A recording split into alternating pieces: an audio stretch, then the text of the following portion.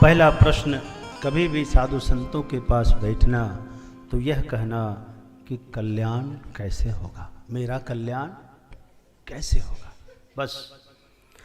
दूसरे प्रश्न आपको याद हो अथवा नहीं हो चलेगा। दूसरा प्रश्न है, बहुत से शास्त्र हैं महाराज जी, बहुत से शास्त्र, परंतु क्या पढ़ना चाहिए?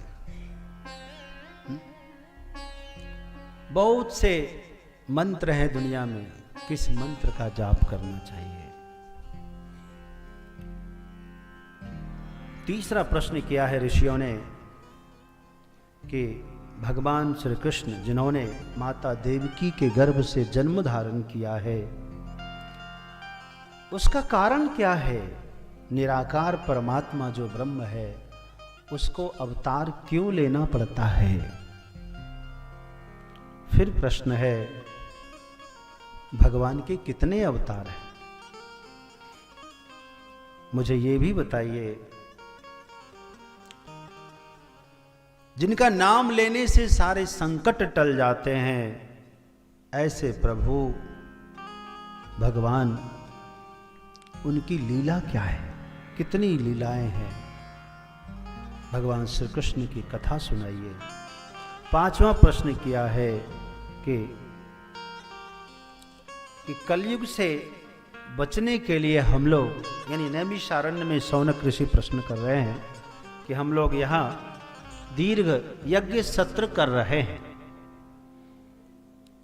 है ना, और इस भवसागर से पार उतरने के लिए हम लोग सत्संग रूपी जहाज पर सवार हैं, और इस जहाज पर केवट आप हैं, यानी जो व्यासपीठ पर है श्री सूत जी महाराज, वो केवट हैं।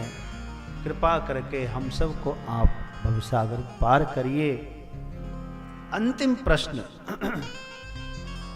ब्रूहि योगेश्वरे कृष्णे ब्रह्मण्ये धर्मवर्मणे स्वाम काष्ठां मधुना पेते धर्मकं शरणं गतः।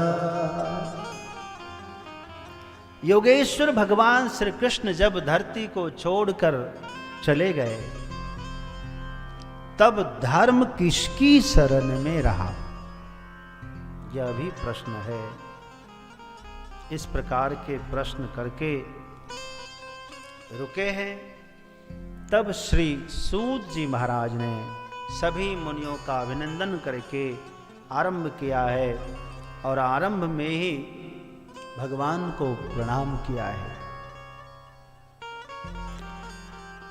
भैया, जो चेतन कह जड़ करहि, जड़ ही करहि चैतन्य, अस समर्थ रघुनायक हे, भजहि जीवते धन्य।